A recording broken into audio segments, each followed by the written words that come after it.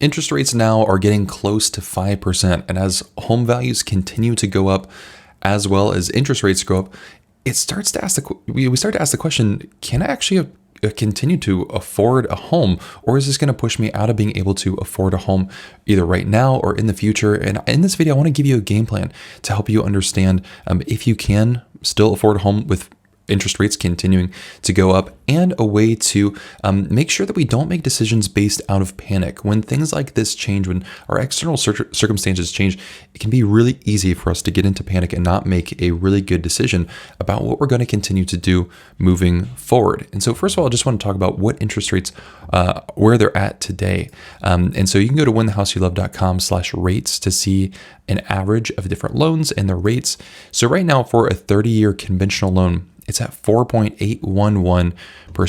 If we take a look at the trend of rates, obviously over the past month, they've been increasing quite a bit, going from 3.98 now up to 4.8, right? We're seeing that huge, almost 1 point increase over the past month. And we went from what was a super historic low of interest rates to now things increasing. And what ends up happening is it pushes us into this fear of, oh my gosh, I have to either buy now or I have to completely ditch home buying. And I want to help you make a more clear decision about how you can move forward with this. In here also are the other rates for things like jumbo loans, FHA loans, and pretty much everything has increased over the past month. Okay. Now, really what I want to help you understand is that just because things change externally, this shouldn't be a threat to your ability to own a home, because we have to consider so many other things when we're looking at buying than just the interest rate. That shouldn't dissuade us from all of the other reasons why we might want to buy a home. And what I think this situation forces us to do is really to reacclimate with the numbers. Okay. And that's rerunning the numbers. So for instance, remember when you've ever bought a fish?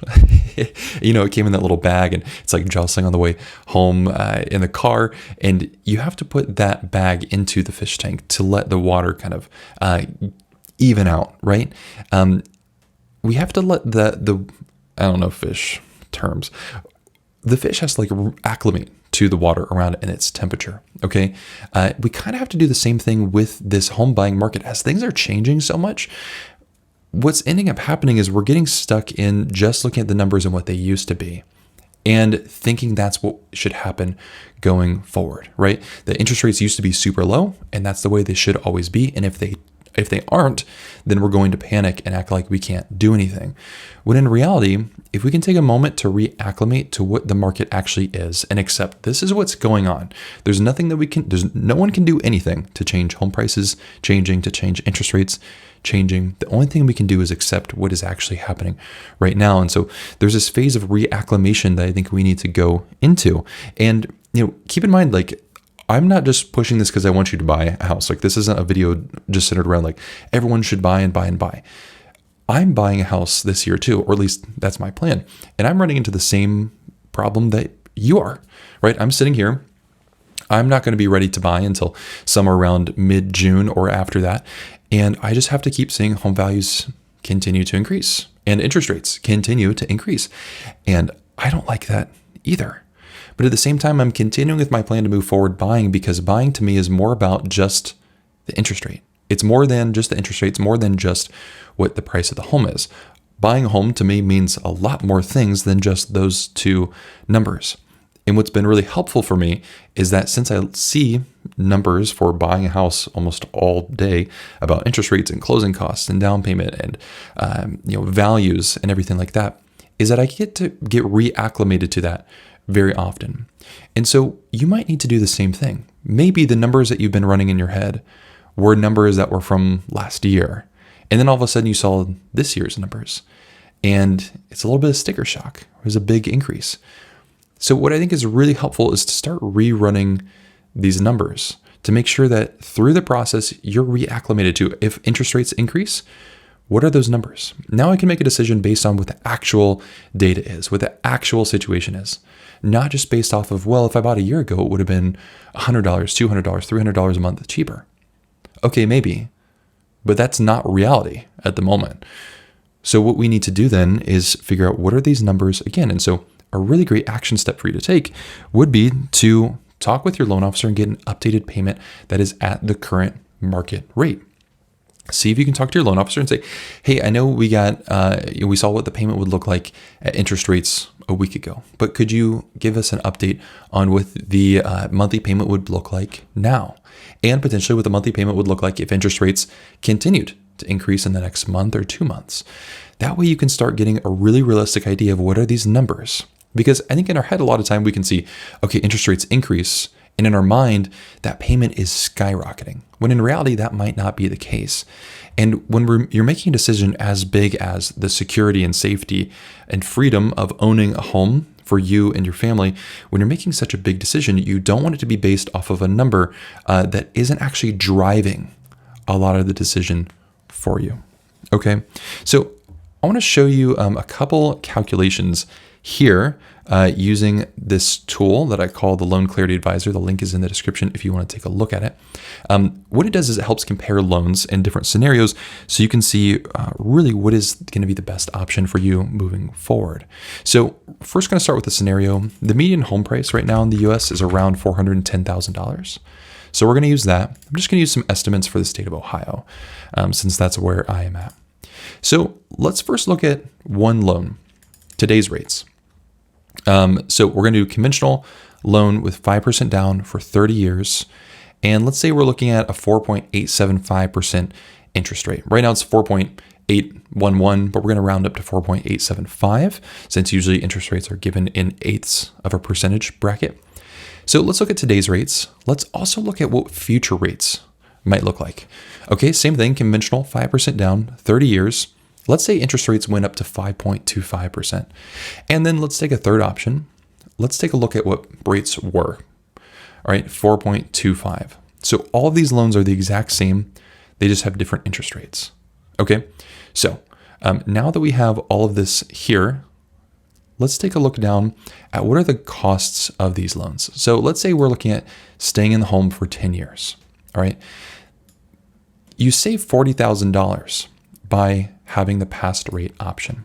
However, right, this is one of those things where we look at it and we're like, man, I would have saved so much money. And somehow this dissuades us out of wanting to purchase in the future. And we're like, oh man, I made a mistake and I didn't buy then. And so I'm not going to buy at all. And the problem is that's just not reality. We can't access those past rates. Maybe they'll lower in the future and we'll be able to get access to them, but we don't have them right now. Okay, so let's actually take this out of the mix and just look at these two. All right, obviously today's rates are going to save us a lot more money than the higher interest rate. But when people are talking about the benefit of owning a home, it's not that a home is this crazy great investment. Sometimes it can be, but really the main benefit of buying is the fact that it's a much better option than renting. Okay, don't think of your home as this, this incredible investment opportunity or investment vehicle. The best thing about home buying is the fact that it's a much better option than renting. And that's really what we're wanting to compare it to. So if we took both of these loans, all right, and let's say we looked over 10 years, historic appreciation over the past 30 years is 4%. And let's say it costs us 6% to sell with the fees to sell and realtor commission. What would owning a home cost us or benefit us, right? So even though these rates are higher than they were in the past, with today's rates, it would have cost us $33,000 over 10 years to own a home with this loan. If rates increased, it cost us $48,000 over 10 years. And we're factoring in appreciation minus the cost to sell minus the cost of these loans, right? So even though these were much more expensive loans than if we got a 4.25% rate, it only cost us $33,000, $48,000 over 10 years. Now, I think sometimes we can look at this and think, well, everyone's actually told me buying a home is beneficial. I'm going to make money if I own a home. And sometimes that's true, but it's not always true. Again, keep in mind, owning a home, the main benefit is that it's better than renting, not necessarily that it's some insane, lucrative investment opportunity for you. Because if we compare this to renting, For comparison, a rental payment of, let's say we had a rental payment of $1,600 per month and an annual increase of 3% per year, which is the national average rental increase, that would cost you $220,000 over 10 years. So you can see here, even with today's rates, even though they're much more expensive than they were, let's say when it was 4.25 or when it was 2.5, even though we're at a 4.75% interest rate right now, or 4.875, it only costs us $33,000 compared to $220,000. Even if we compare this to, let's say, $1,200 per month in rent, it would have cost us $165,000 over 10 years to rent versus only costing you $33,000 over 10 years. Or if interest rates increase, only $48,000 over 10 years. Now, let's make this slightly more realistic. Let's say we're also paying, I didn't include closing costs in the beginning. Let's say there's $10,000 in closing costs is a really rough estimate. So if we do that, okay, it costs us $43,000 compared to, again, $165,000. What's not being included in here is there any cost for maintenance? Did you have to repair the roof? Did you have to make upgrades? Did the furnace go out? Okay, well, you still have $140,000 worth of work you can do over the next 10 years. I doubt you're going to put $140,000 worth of work into your home. As long as you're below that, buying is still a better option than renting. And I think that's really important to keep in mind, is the fact that even if interest rates do increase to 5.25%, the cost is $58,000 compared to $165,000, right? Rent would have to be extremely low for it to be a better option, right? Even if rent is $450 a month, buying is still a better option in this scenario, even if rates go to 5.25%, right? And if you have $450 a month rental payment, please let everyone know where you live. And hopefully there's no way that would be a nice place to live in. Maybe. If you have rent that's that cheap and it's a great place, please let us know where that's at.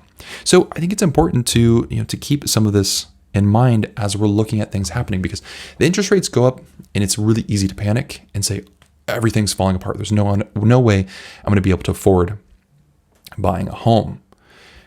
But there's it's the opportunity cost of missing out on being able to buy a home and saving so much money compared to renting. And don't get me wrong, I do understand that it is getting more and more difficult to get approved for a loan, and I don't want to minimize that at all. But what I want to help illustrate is if you can get approved for a loan, you really do spend so much more by renting than by owning a home, right? And if we look at historical information, right over here is where interest rates here in just before April of 2019, interest rates were at the same point that they are right now, right? Tracking along with interest rates today. What ended up happening is plenty of people bought here in 2019. And then when interest rates dropped down here, getting closer to this kind of sub 3 interest rate range, people refinanced. Interest rates went up. And then if there is a future potential for interest rates to go down, there's also a refinance potential as well. So if interest rates go down in the future, you can refinance. And on the flip side, interest rates may not go down. No one can predict the future of what's going to happen. And if interest rates continue to go up, just like we saw in that previous example, even if they're at 5.25, that's still a much better option than renting. And we could use that example. We could probably take the interest up to a crazy amount, and it's still going to be a better option than renting for most people. And if we consider the larger picture, right? Because what happens when you get into the home buying world is you're really only paying attention to what's happening in the home buying market for as long as you're in it. So maybe you only started considering looking at buying a house 4 months ago, and you've really only been paying attention to what's been happening with home values and interest rates and the housing market for the past 4 months, right? So we have this really narrow view when we really need to consider the whole picture. We're right here.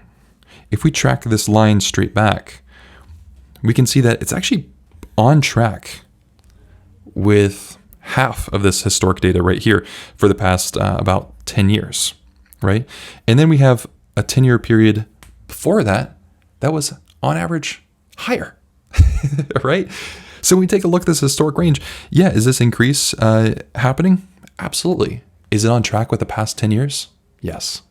Is it better than the 10 years before that? Yes. Okay.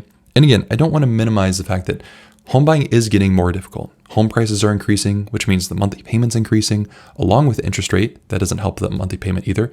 And the down payment is increasing as home values increase as well. And so I totally get it. It is getting more difficult to qualify for a loan, more difficult to put in offers, more difficult to find a home that is affordable. But at the same time, it's not diminishing the fact that home buying is still a really great option compared to renting, even as home values continue to go up. So this usually brings up the question of should I wait out the market? When home values increase and interest rates increase, a lot of people say, okay, well, I'm going to sit back and wait this out and hope that things go down, and then I can buy when things get lower, right? And this is what happened a lot in the beginning of 2020. Right around this point is when a lot of people were saying there's going to be this huge market crash coming. And so far, it's kind of been the opposite. Like home values have continued to go up, even though all the alarm bells people were ringing them at the beginning of 2020 and still are doing them they were ringing them here and ringing them there and there and there. And I'm not naive. No one knows what the future is going to look like. Home values could drop. I don't see the data to support that, but it's something that could happen. And certainly we're not making our guesses just off of, well, if one chart goes up, it all goes up. But if we look back at the historical data to inform us of what could happen in the future, what we end up seeing is a chart that looks like what's happening below, right? In the past year, or the past 2 years, from 2020 to 2022, there was a 23.7% increase in home value. If you bought a home here at the beginning of 2020, and let's say you put 3% down, in 2 years, PMI would be off of your loan. You'd have over 20% equity in your home. Okay, that certainly is not market crash territory. And then if we look at like an even scaled out view right here from 1965 to 2021, we can see what home values have done. There's only been 3 major instances where home values have dipped. And we can see that this happened here in the beginning of 2015 or closer to 2016.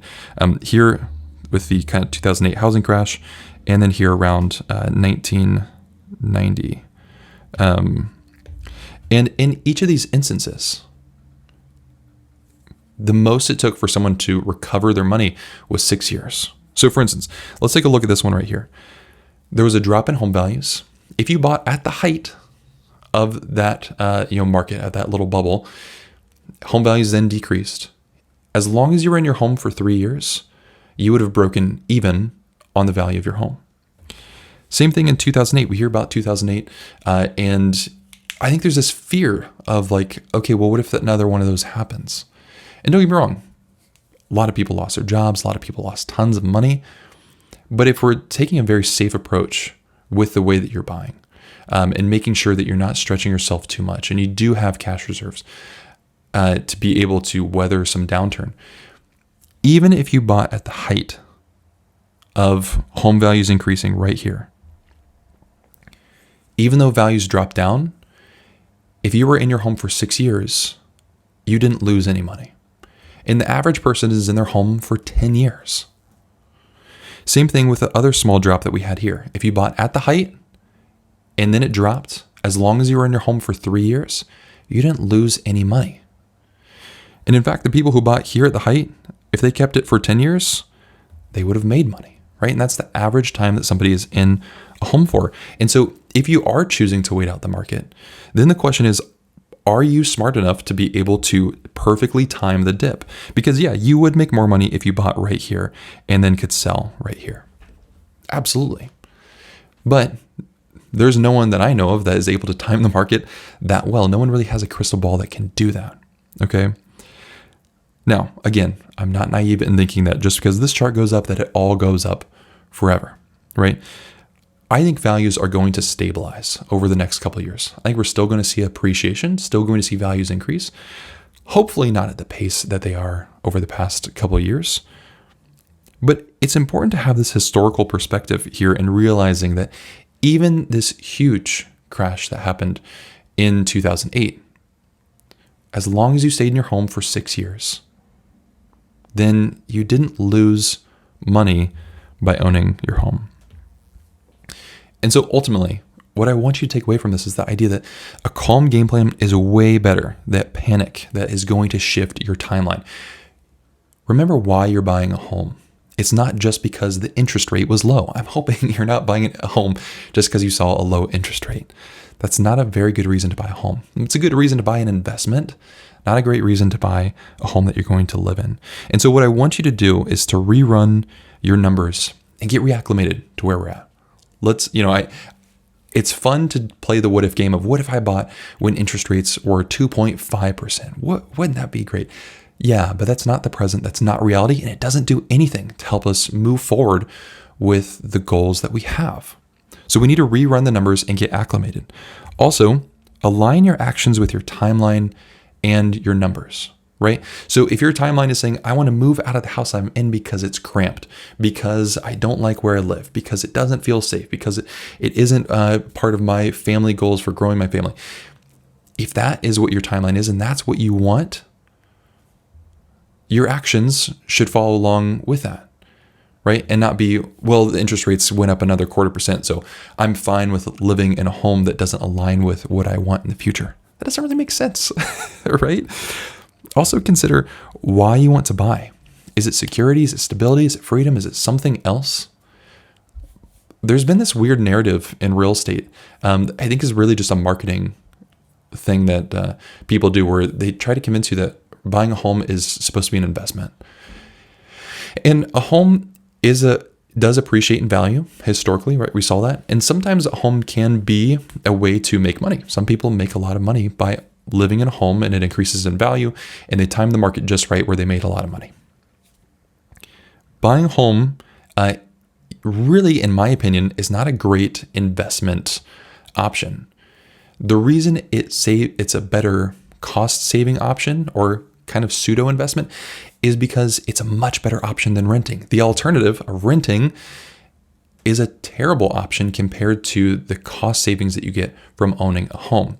And keep in mind, when I say renting is a terrible option, I only mean from a financial perspective.